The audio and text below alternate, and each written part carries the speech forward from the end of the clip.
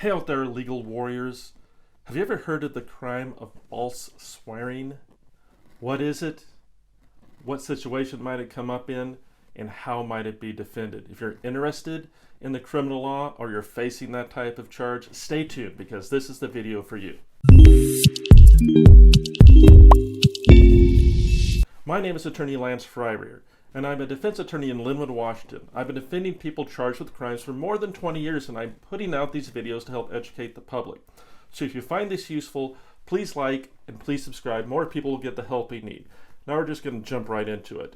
And as you know, I tend to not hide the ball in these videos and show you, how it really works. And false swearing is not a very common charge.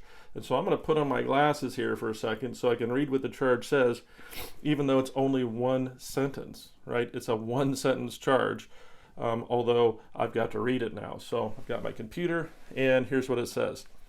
A person is guilty of false swearing if he or she makes a false statement, it's number one, which he or she knows to be false, number two, and under an oath required or authorized by law, number three. So those are elements of a crime. So whenever you're trying to look at a criminal statute, you look at the elements, which is what does a prosecutor need to prove beyond a reasonable doubt to prove that someone's guilty of something.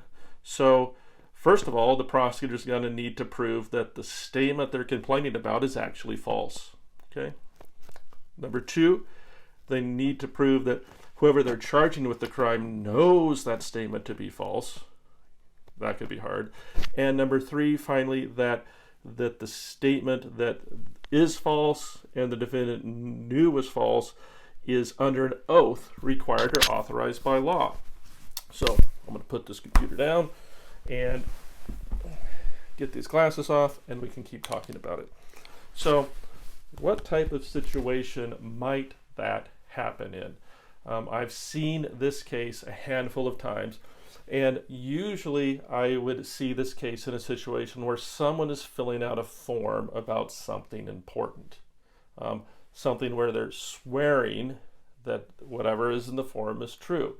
It could be a witness statement where I swear that Billy is not hiding in my closet and isn't in the house, and then later the police find Billy hiding in the closet, and then the person who made that sworn statement says, yeah, I knew Billy was there all along, that I was just protecting them. Well, that would pretty much fit the elements, right? That would be false. They admitted it was false.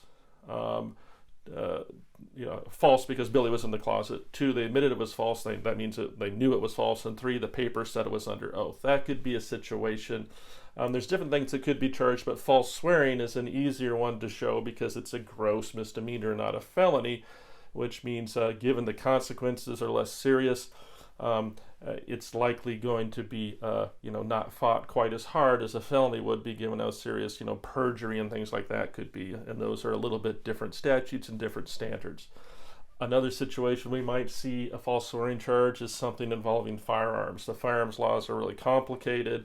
There could be past convictions that people don't know about, things like that, and when they sign off on a document about firearms, people in the system can get upset if things aren't true in firearms documents, obtaining one, transferring one. So we could see that type of charge show up there.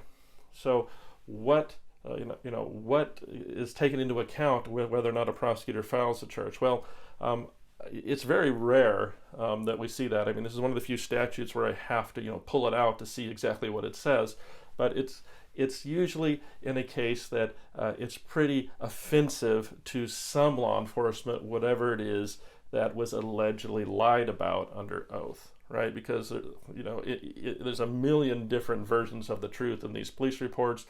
What's a lie versus what not is hard to show because there aren't absolute truths. So that's why most times if we sign a statement under oath, under penalty of perjury, things like that, if it's not fully true, it is from our point of view, right? So good luck trying to prove it's actually false. So that's why we don't see those charges a lot. So if we're going to see them, it's going to be law enforcement who's upset, and it's something that's black or white, right? That in their mind it's easy to prove. So how might we defend a false swearing case? Well, I think the most obvious way to defend it is lack of knowledge, right? That second element, that he or she, the defendant, needs to actually know that whatever they're saying isn't true, right? And what is true nowadays? And let's say it is a past conviction from 20 years ago. I mean, who's to say that they remember it, right? Do you remember everything that you did 20 years ago? No, maybe it's in another state. There's all types of things. So it's just, showing actual knowledge is going to be difficult, right? So that would be the first place that I try to attack things. I think the second place we can attack is in element one. Is it actually false?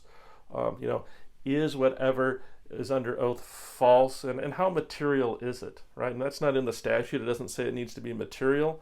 Like lying to a cop, it has to be a material misstatement of fact, not just any old misstatement like my hair color's, is it blonde or brown? Well, right now it's more brown, right?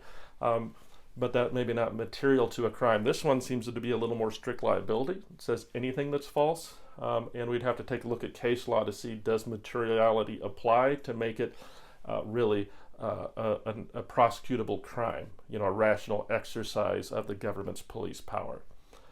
How most cases are defended, though, are looking at the elements and hinting at them, but really dealing with the prosecutor, saying, what are we trying to fix here, right? How big is this offense, right? So something wasn't done correctly on paper. Was that some type of evil intent, or was it something that's done that way all the time? How egregious was it?